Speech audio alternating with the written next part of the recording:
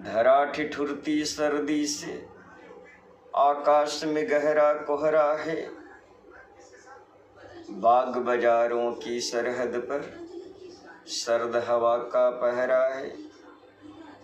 लेकिन कहना पड़ रहा है, नव वर्ष से आगमन मंगलमय हो।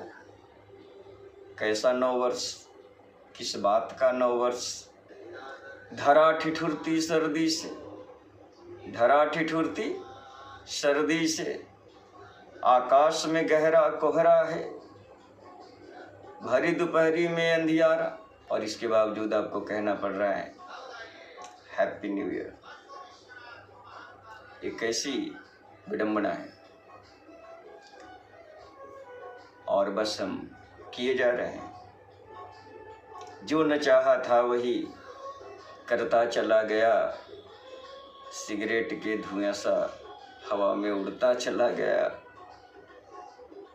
तो जमाने का जो हमें बहा ले जा रहा है, और इतनी विसंगतिपूर्ण चीज़ों को हम अंधानुकरण किए जा रहे हैं। वस्तुतः इसके लिए हमारे अंदर एक प्रकार का छिपा हुआ सेंस ऑफ इन्फिनिटी हो सकता है, जो कहीं न कहीं इस टेम्पररी फैक्ट को रिप्रेजेंट करने वाला है कि यूरोप श्रेष्ठ है, द बेस्ट है। और ये चीज़ हमारे मन मस्तिष्क पर शायद उस समय से हावी है जब वो हमारे यहाँ व्यापारी बनकर आए और देखते ही देखते शहंशाह बन गए।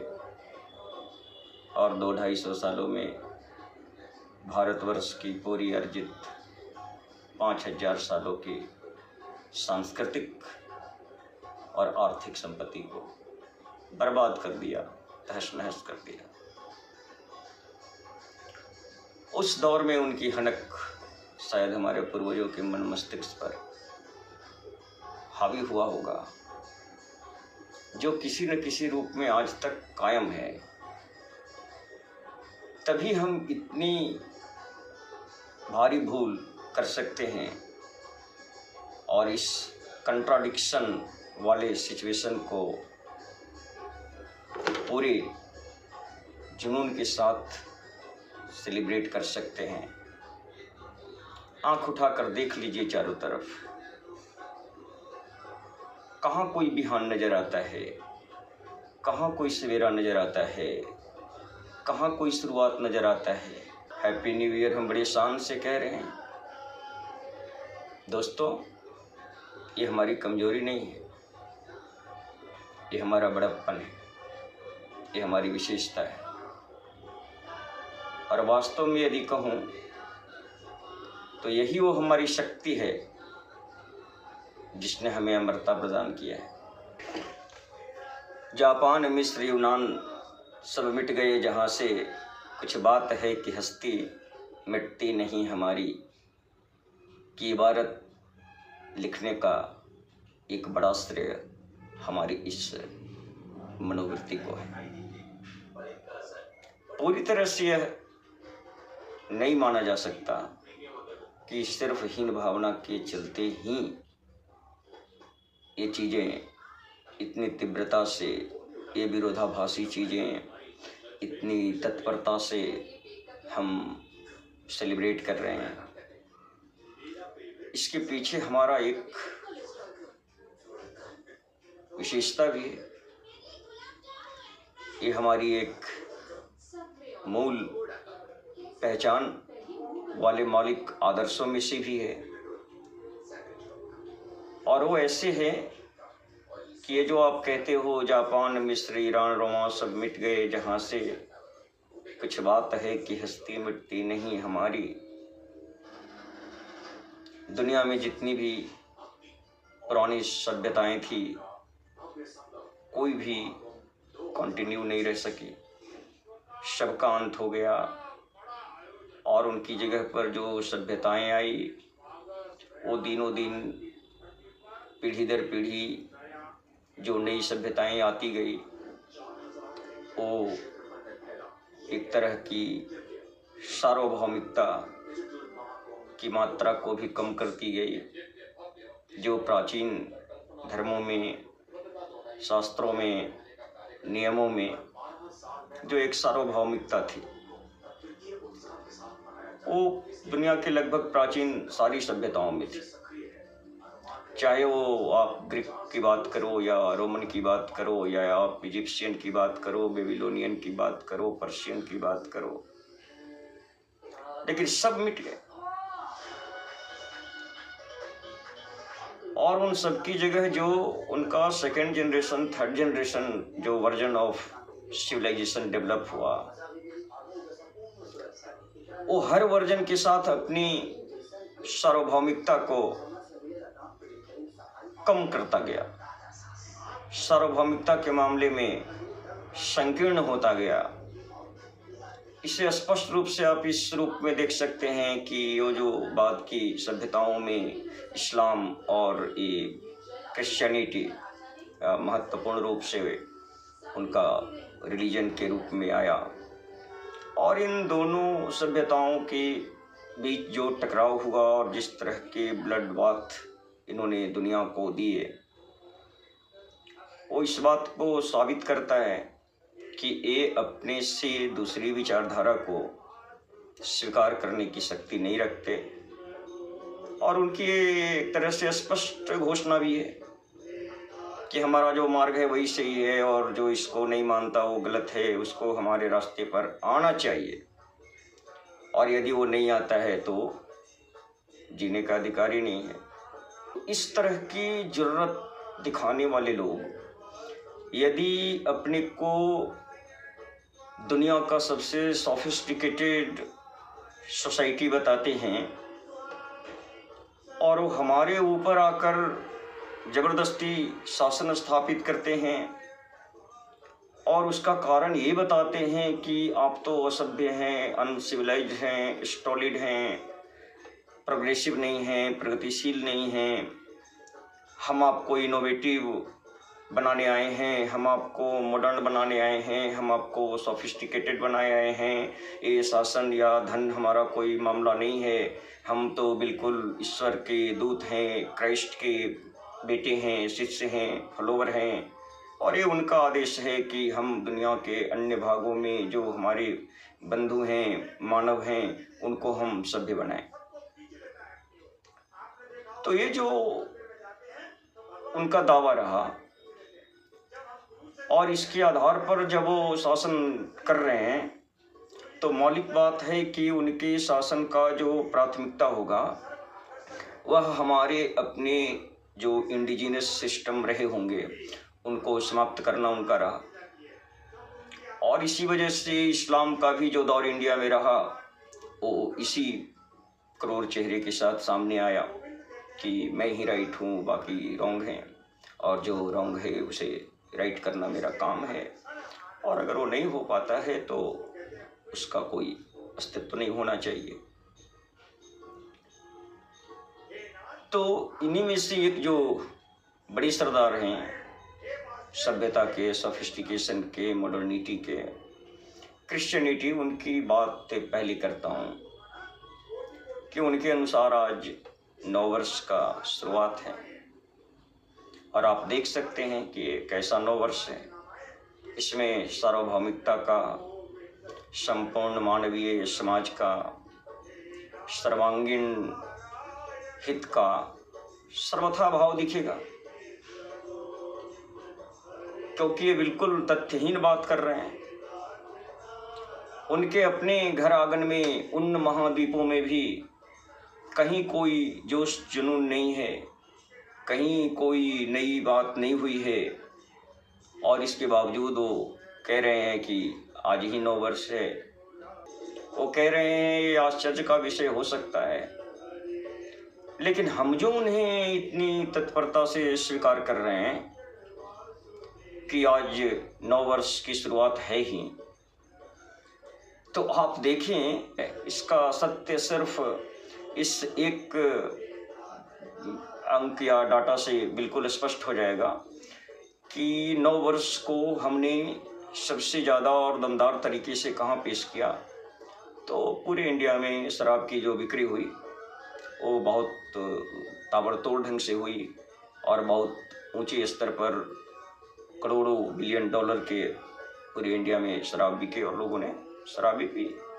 ये सबसे बड़ा रिप्रेजेंटेशन था नव वर्ष का इंडिया के टोटल अफेयर्स में। यदि उसको देखे तो लोगों ने एक दूसरे को बधाइयाँ दी, ग्रीटिंग्स भेजे, विशेष शेयर किया, लोगों ने मंदिरों में गए, मस्जिदों में, हर जगह धार्मिक स्थानों पर गए, पूजा पाठ हुई, आशीर्वाद लिया। बिल्कुल एक नए जीवंत अपने को करने की सारी कोशिश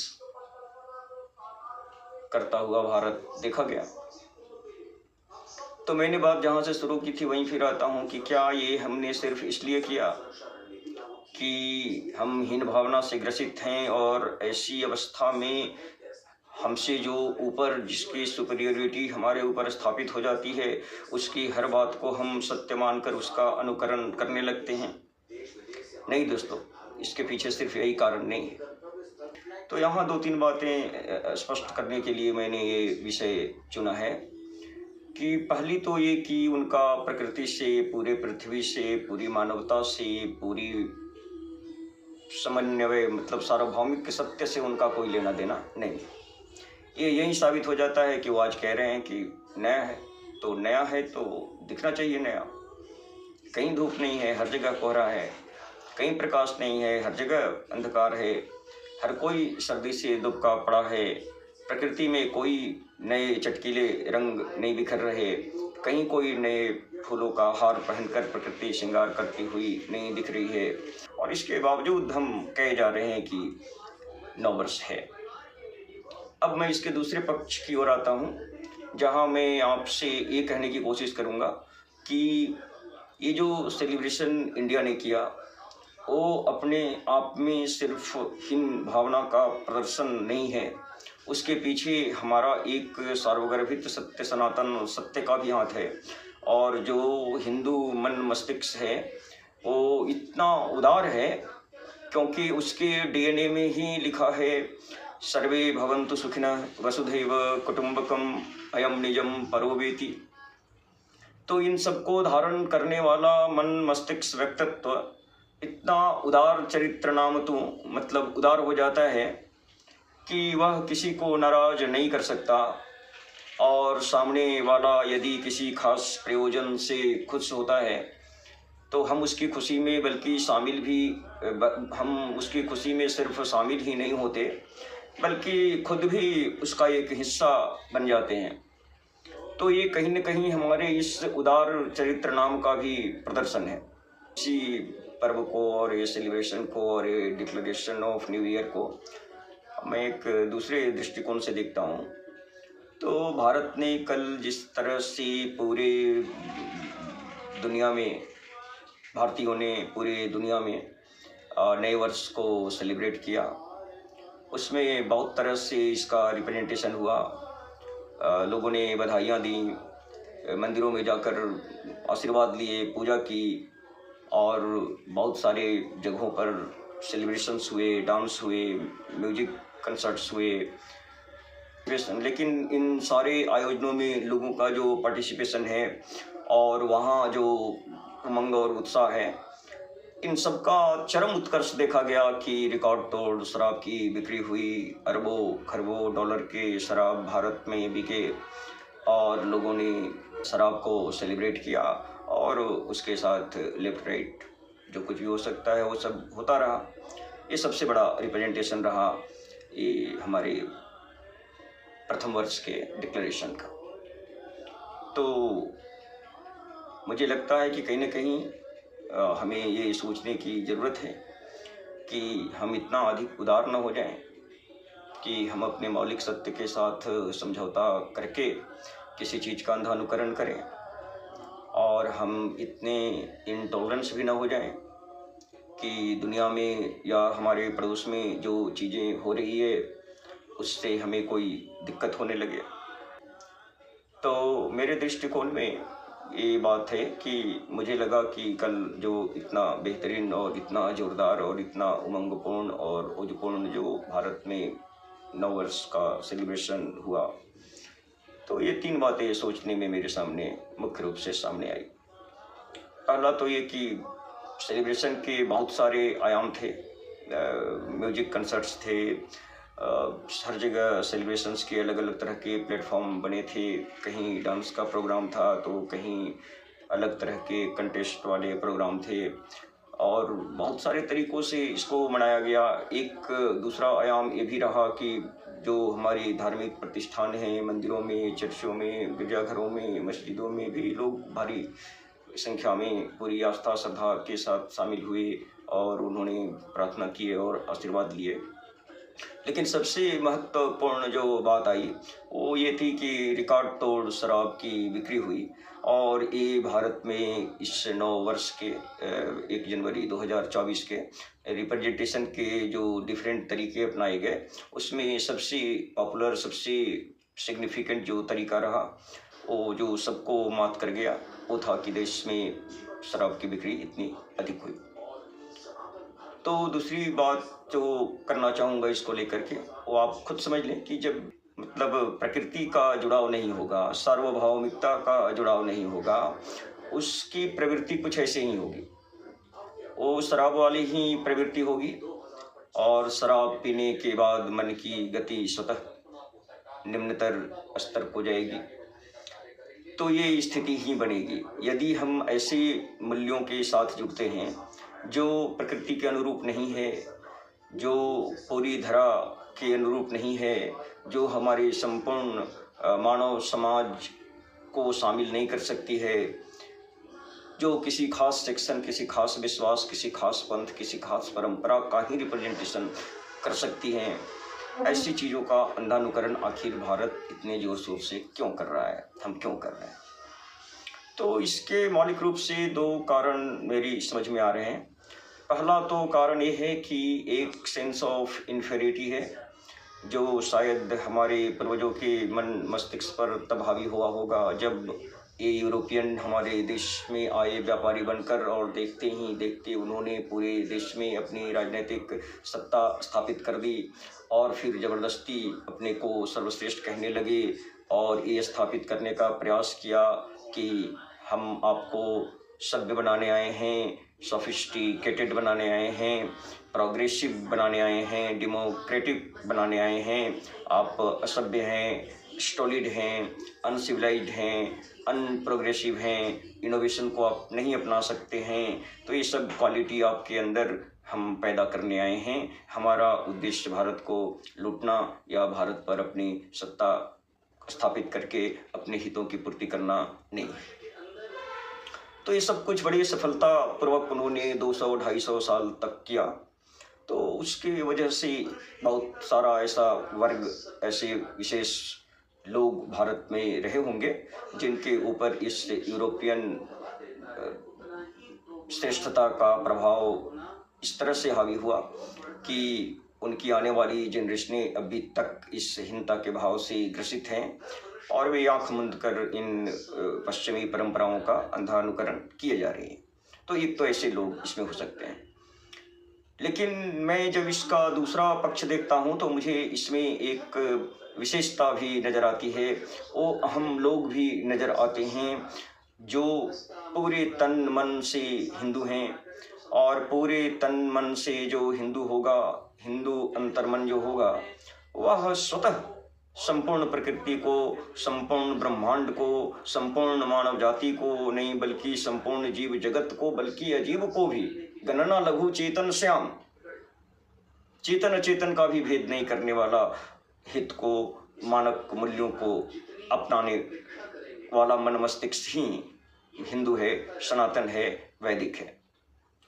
तो इस तरह के मन मस्तिष्क वाले जो लोग होंगे वो उदार चरित्र वाले होंगे। उदार चरित्र नाम तो जो स्वतः स्फूर्त हिंदू मन जो होगा वह उदार चरित्र वाला होगा, क्योंकि उसकी जड़ में ही अयम निजम परोवेति गन्ना लघु चेतन श्याम उदार चरित्र नाम तो वसुधैव कुटुंबकम सर्वे भवन्तु सुखिनः। तत्वमसि, जैसे तत्व जिसके डीएनए में है वो पूरी तरह से प्रकृतिमय होगा, मानवतामय होगा, संपूर्ण जीव जगत का, अजीव को भी सजीव को भी, किसी में वो भेद करने वाला नहीं होगा। सबको वह अपने अधिकार से स्वतंत्र अस्तित्व को प्राप्त रखे रहने का अधिकार देने वाला होगा। तो इस वजह से भी हम इतने ज़्यादा उदार हो जाते हैं कि वह उदारता इस पराकाष्ठा पर पहुंचती है कि वह दूसरी संप्रदाय वर्ग के जो लोग हमारे आसपास होते हैं उनकी खुशी में हम इस तरह से शामिल होते हैं कि बिल्कुल एक रस हो जाते हैं, और फिर वो फर्क ही नहीं रहता कि ये अपनी परंपरा है या दूसरी परंपरा है, क्योंकि उद्देश्य ये है सर्वे भवन्तु सुखिनः। तो ये दूसरे तरह के वो लोग हैं जो अति उदार हैं, जो पूर्णतः हिंदू मना हैं, भोले शंकर के भक्त ही नहीं हैं बल्कि उनके स्वभाव को भी धारण करते हैं। तो इस तरह से उदार चरित्र होने के कारण भी बहुत सारे लोगों ने इसको सेलिब्रेट किया होगा।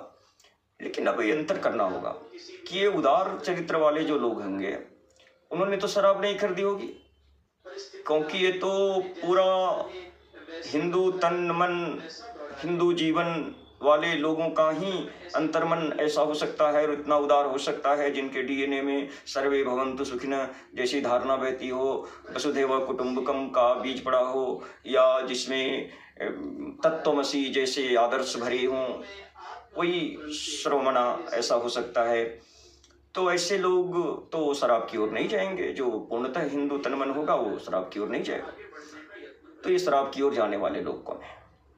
इस शराब की ओर जाने वाला जो बड़ा वर्ग था, ये वर्ग था वही जिनकी बात मैंने पहले की। वो हीन भावना से ग्रसित लोग हैं। वो इस त्योहार में इतना ज़्यादा अधिक बढ़ चढ़कर अपने को प्रदर्शित करना चाहते हैं ताकि दुनिया मान ले कि वो सभ्य लोग हैं, श्रेष्ठ लोग हैं, सोफिस्टिकेटेड हैं, एडवांस हैं, प्रोग्रेसिव हैं, और उनकी मन की जो हीनता है वो थोड़ी पुष्ट हो जाए। तो दोस्तों, ये 1 जनवरी को लेकर मेरे कुछ विचार हैं जो हमने आपसे शेयर किया। तो माय डियर स्टूडेंट्स, कलीग्स, सबको नमस्कार, जय हिंद। नए वर्ष में ये हमारा पहला वीडियो है जो आपके सामने आ रहा है। तो बहुत बहुत बधाई, शुभकामना हमने पहले भी दी थी, लेकिन कल शाम के बाद से लगातार मैं इस विषय पर सोचने के लिए विवश हो गया कि क्या हमें इस नव वर्ष को इस तरह से प्रायोजित करने का अधिकार है, और ये क्यों हम कर रहे हैं, इसका प्रयोजन क्या है, इसका औचित्य क्या है। तो मन थोड़ा विचलित हो गया कि हमने बधाइयाँ दी, लोगों ने भी बधाइयाँ दी, सेलिब्रेशन किए, मंदिर में गए, आशीर्वाद लिए, बहुत सारी शराबें खरीदी और उसको देश ने बड़ी जोश व जुनून से पिया। ये सब कुछ हुआ और नए वर्ष को भारत ने बड़े बढ़ चढ़कर सेलिब्रेट किया। ये बात पूरी दुनिया में मानी गई, और दुनिया भर में जो हमारे एनआरआई अप्रवासी भारतीय हैं, उन्होंने भी कोई कोर कसर नहीं छोड़ी और बड़ी जोश जुनून से वो भी शामिल हुए। तो इंडियन कम्युनिटी का, भारतीय समुदाय का नव वर्ष को इस तरह से सेलिब्रेट करना, ये विषय कुछ मुझे लास्ट में अंततः खलने लगा। और मैं दरअसल ये हुआ कि मैंने ये देखा कि कहीं कोई सवेरा नहीं है, कहीं कोई प्रकाश की नई किरण नहीं है, कहीं कोई नई कली नहीं खिली है, प्रकृति में कहीं कुछ नया जैसा नहीं दिख रहा है, कोई इनोवेशन, कोई बिगनिंग, कोई इनिशिएशन प्रकृति में कहीं नहीं दिख रहा है। उसके बावजूद कहना कि नया वर्ष मंगलमय हो।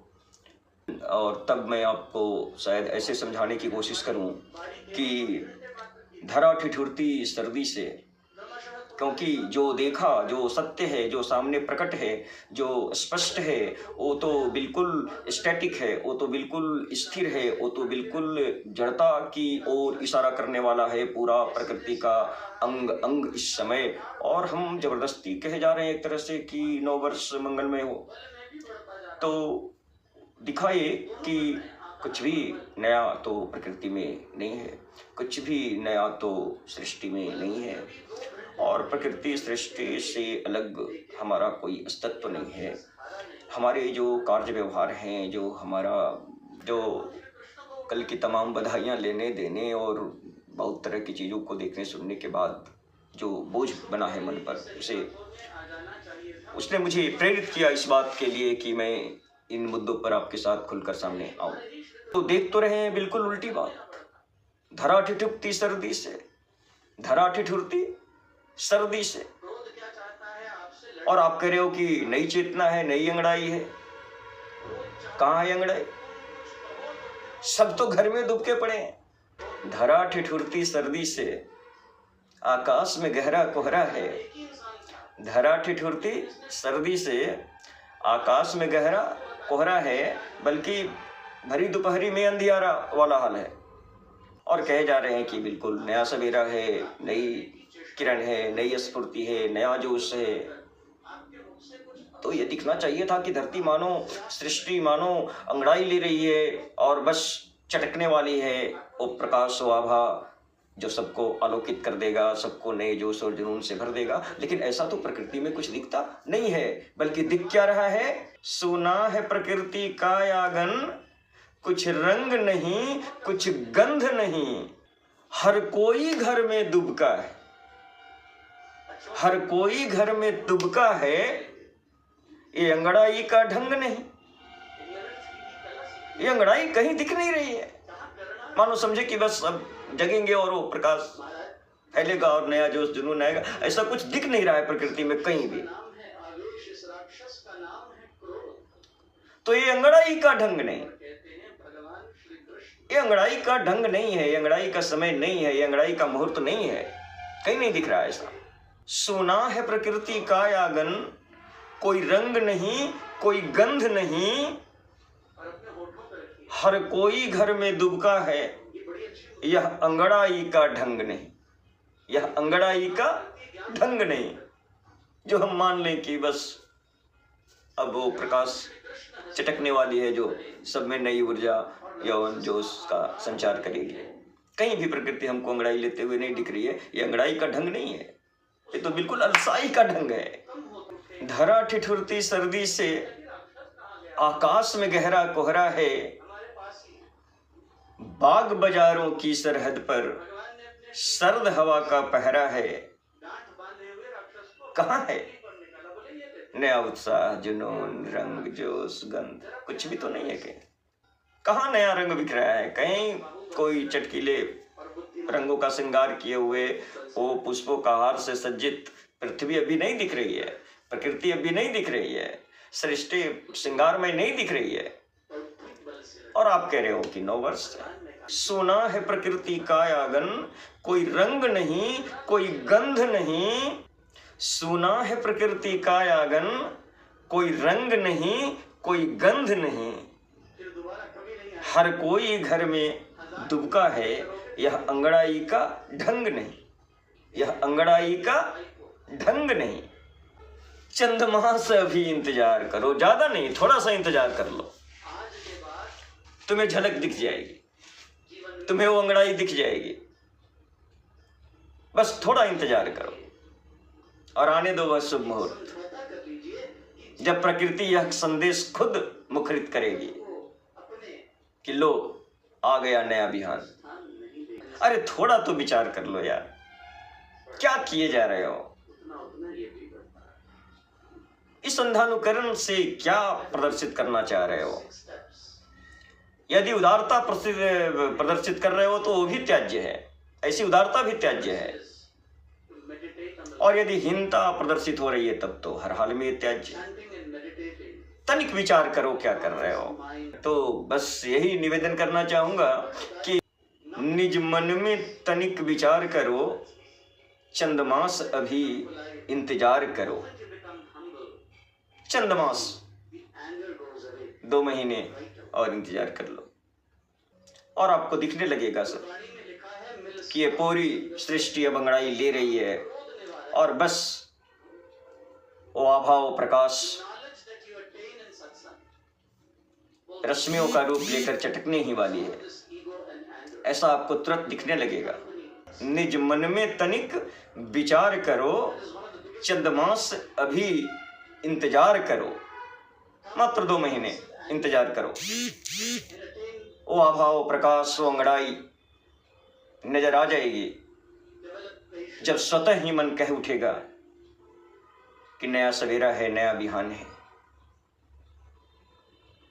तो निज मन में तनिक विचार करो, निज मन में तनिक विचार करो, चंद मास और इंतजार करो। नए साल में नया कुछ हो तो सही। अरे नए साल में कुछ नया होए तो, कुछ नया नजर तो आए, कुछ नया दिखे तो, लेकिन कहीं तो नहीं दिख रहा नयापन। अरे नए साल में नया कुछ हो तो सही। कहाँ नया नजर आ रहा है तुमको, कहाँ बिहान दिख रहा है तुमको? अरे निज मन में तनिक विचार करो, चंद मास अभी इंतजार करो।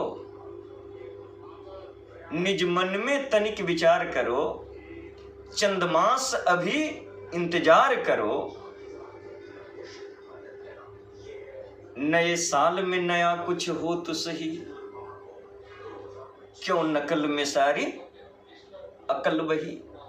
ये 9 वर्ष हमें स्वीकार नहीं है, अपना ये व्यवहार नहीं। अपना तो सारा व्यवहार संपूर्ण ब्रह्मांड को लेकर अनुप्राणित है।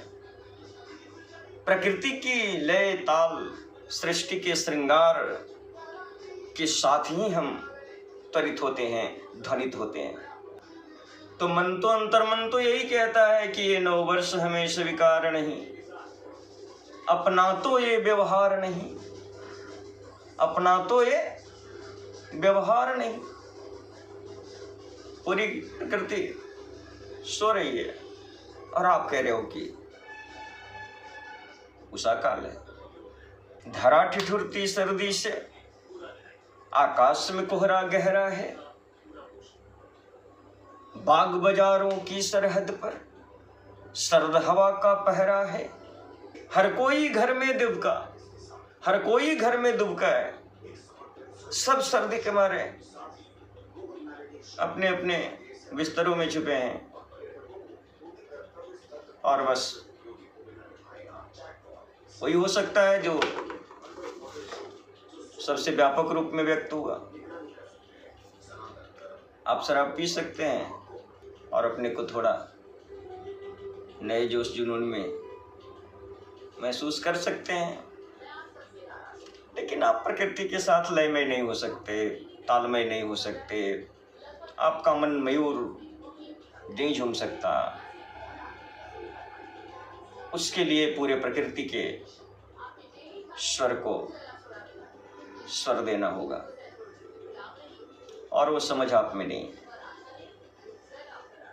ताकत अर्जित कर लेना, विज्ञान का दुरुपयोग करना, दुनिया में शक्तिमान हो जाना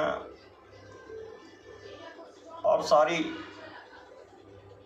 व्यवस्थित मान्यताओं को ठुकरा कर अपनी कुत्सित मानसिकता, बाजारवादी मानसिकता, उपभोग की मानसिकता से उत्पन्न विचारों को दुनिया में प्रेरित करने वाला यूरोप इस तरह से अंधानुकरण करने की चीज़ नहीं है मित्रों।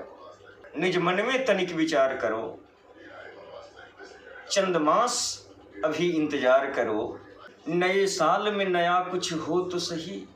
अरे नए साल में कुछ तो नया हो तो सही, क्यों नकल में सारी अकल वही।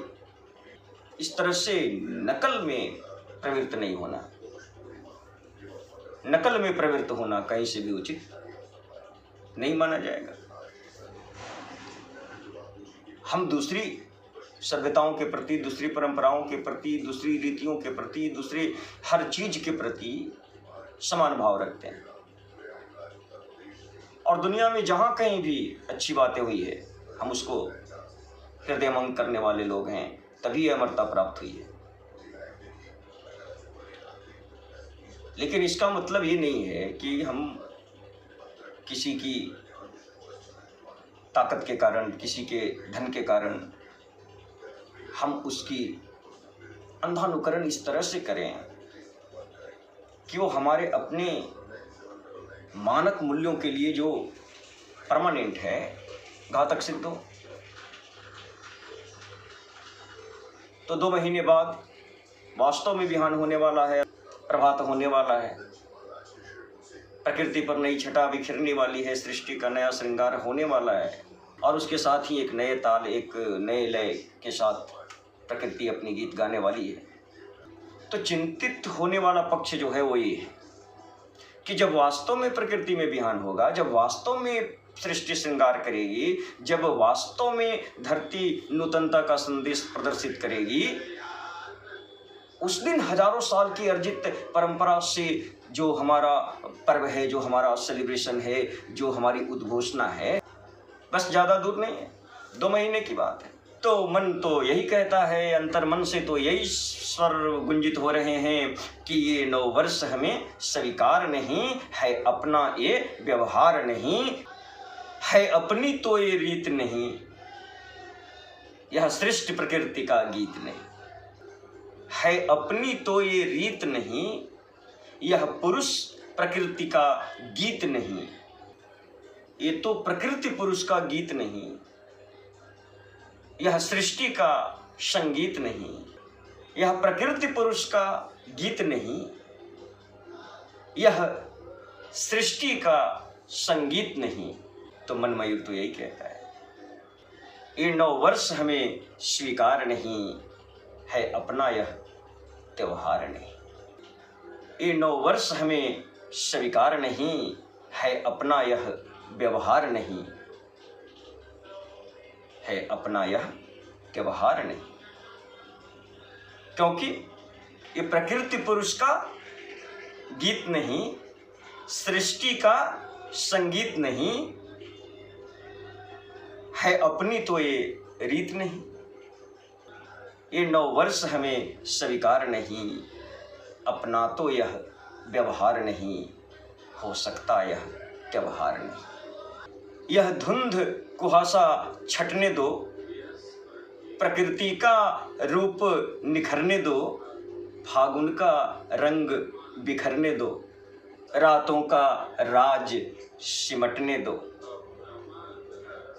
रातों का राज सिमटने दो, प्रकृति का रूप निखरने दो, फागुन का रंग बिखरने दो, ये धुंध कुहासा छटने दो।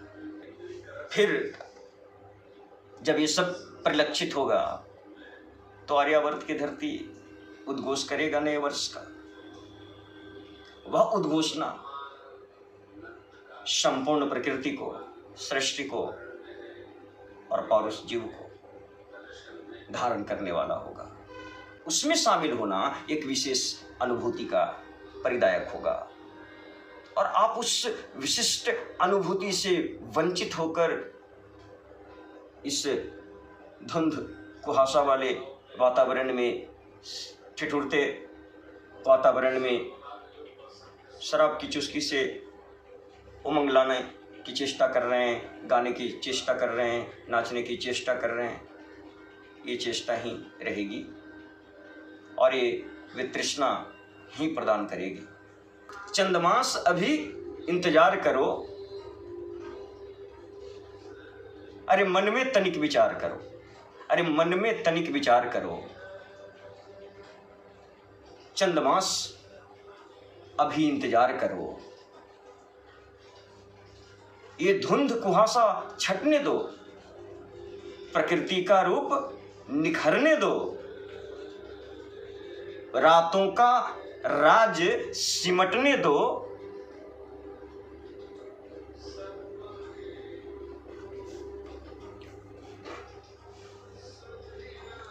फागुन का रंग बिखरने दो।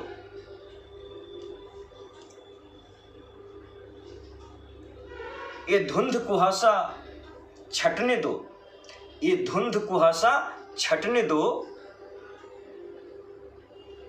ये धुंध कुहासा छटने दो, प्रकृति का रूप निखरने दो, रातों का राज सिमटने दो, फागुन का रंग बिखरने दो।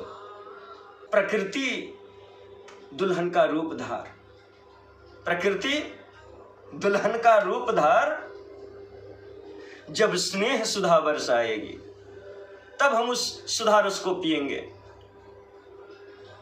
मैं सोम सुधा रस का प्यासा, मधुघट की मुझको चाह नहीं। अब इस शराब के प्याले हमारे मन को नहीं बहला सकते, झुमा सकते। हमें तो सोम सुधा रस पीने की आदत है। सोम सुधा पुरखे पीते थे और तुम कह रहे हो कि 2 बूंद शराब पी लो।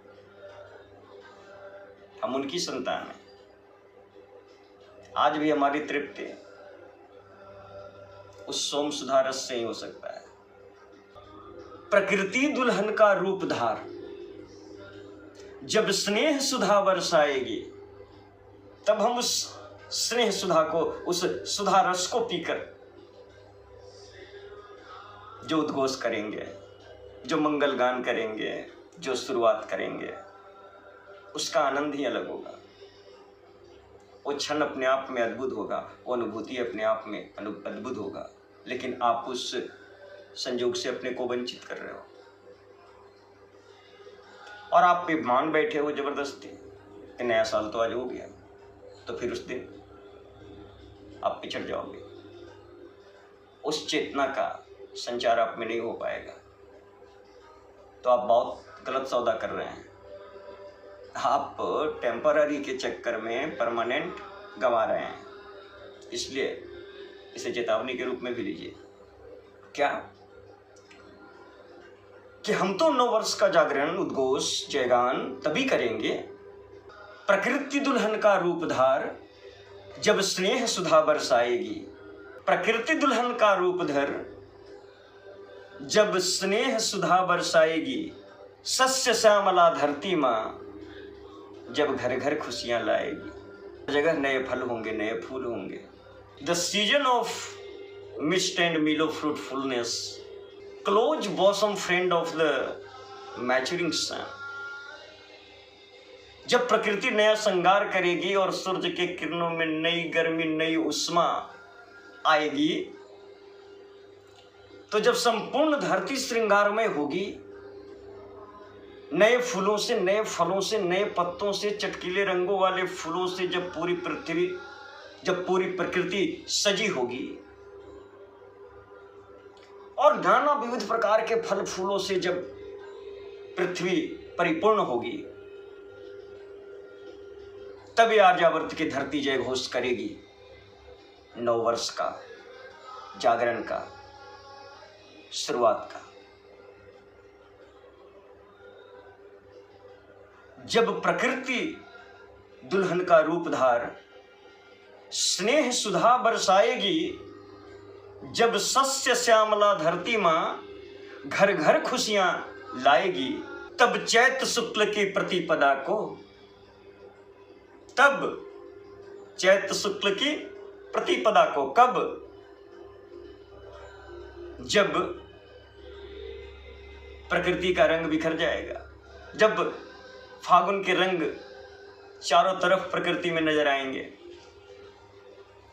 जब सृष्टि श्रृंगारमय होगी, जब धरती मां अपने सबसे समृद्ध रूप में होगी, तब चैत माह की प्रतिपदा को, जब नए फूलों से, नए फलों से प्रकृति, पृथ्वी नए रंगों से, नए पत्तों से, नए पल्लवों से, नए फूलों से सजित होगी। The season of mist and mellow fruitfulness, close bosom friend of the maturing sun. जब पूरी प्रकृति श्रृंगारमय होगी, सृष्टि श्रृंगारमय होगी, और जब सूर्य की किरणें नई उष्मा के साथ प्रकृति के आंचल को सुशोभित करेगी, तब चैत माह की प्रतिपदा को, तब चैत माह की प्रतिपदा को 9 वर्ष मनाया जाएगा। आर्यावर्त की धरती से नवगान सुनाया जाएगा। तब चैत माह की प्रतिपदा को 9 वर्ष मनाया जाएगा। तब चैत माह की प्रतिपदा को 9 वर्ष मनाया जाएगा। आर्यावर्त की पुण्य भूमि से सनातन सत्य सुनाया जाएगा। तब चैत माह की प्रतिपदा को 9 वर्ष मनाया जाएगा। आर्यावर्त की पुण्य भूमि से सनातन सत्य बताया जाएगा। तब सृष्टि के स्वर लहरी पर सनातन सत्य सुनाया जाएगा। चैत माह की प्रतिपदा को 9 वर्ष मनाया जाएगा। आर्यावर्त की पुण्य भूमि से जब सृष्टि के नूतन रागों पर सनातन सत्य सुनाया जाएगा, तब चैत माह की प्रथम तिथि को 9 वर्ष मनाया जाएगा। बहुत बहुत धन्यवाद। जय Hind. My dear viewers, you must say, how do you find this video? You are saying like and subscribe is a must to be continuous with this natural energy without any check. If you are believe in this rhythmic lyric of nature, please subscribe this channel. Share the message of Markandeya Mission to enhance the capacity of human, not only to get worldly success or individual level goals, but also to get the ultimate mission of human life, that is nothing but the bliss, salvation. My dear students, viewers, all of you, whatsoever you may be, I request you to be part of this mission.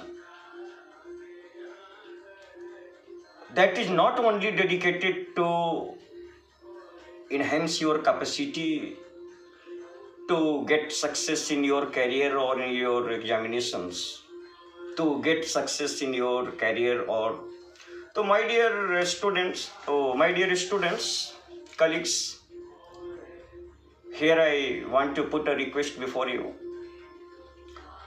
You should be, my dear students, viewers, colleagues, namaskar, Jai Hind. Once again, I want to put before you this serious request. If you want to be, must say, how do you find this video? So my dear students, viewers and colleagues, namaskar, Jai Hind. Once again, I want to put before you a request to be part of this mission. Must say, how do you find this video? My dear Markandeya Mission, not only dedicated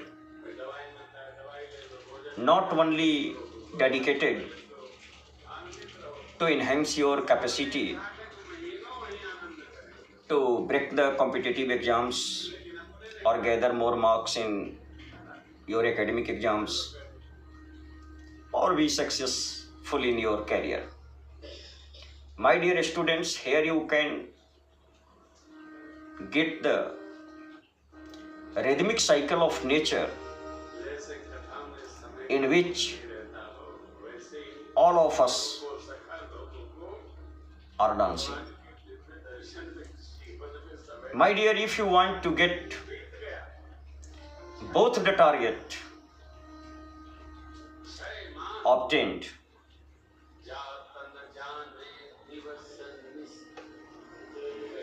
so my dear, if you want to get the obtained, so my dear, if you want to obtain the worldly success, goals of your individual, and also enhance the capacity to be able to obtain the ultimate destination of each and every living thing, that is nothing but the bliss. If you believe in this fact, the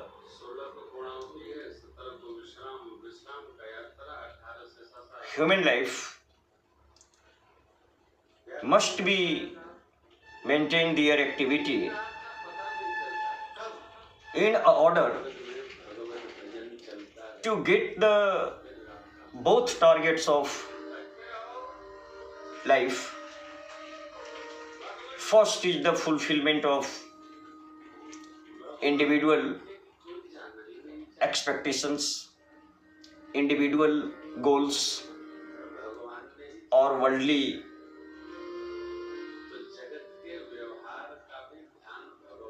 success.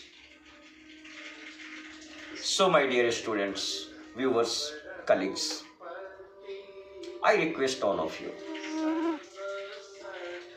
to be part of this mission.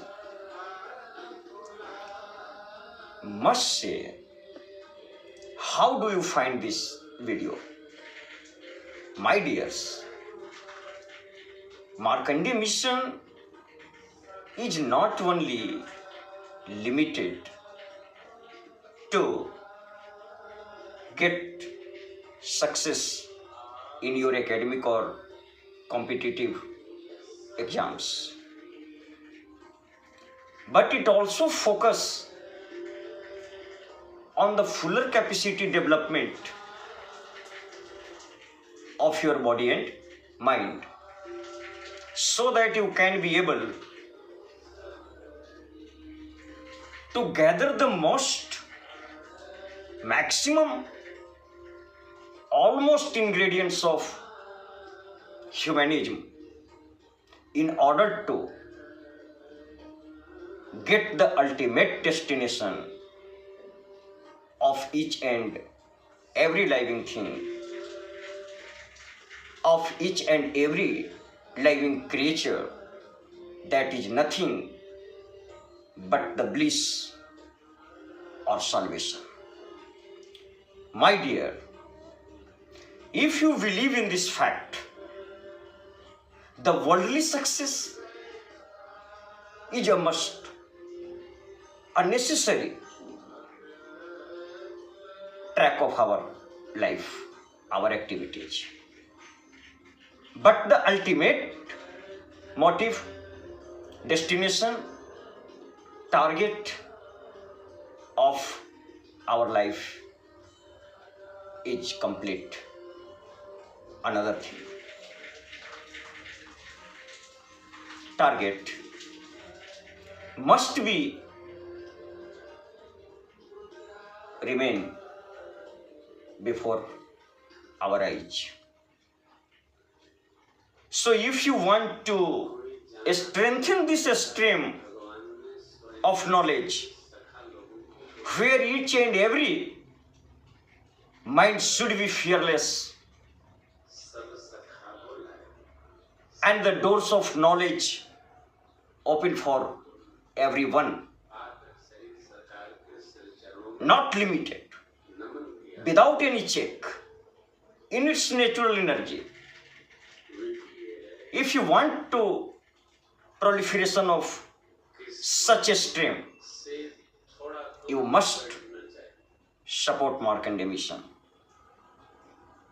First at like, share and subscribe.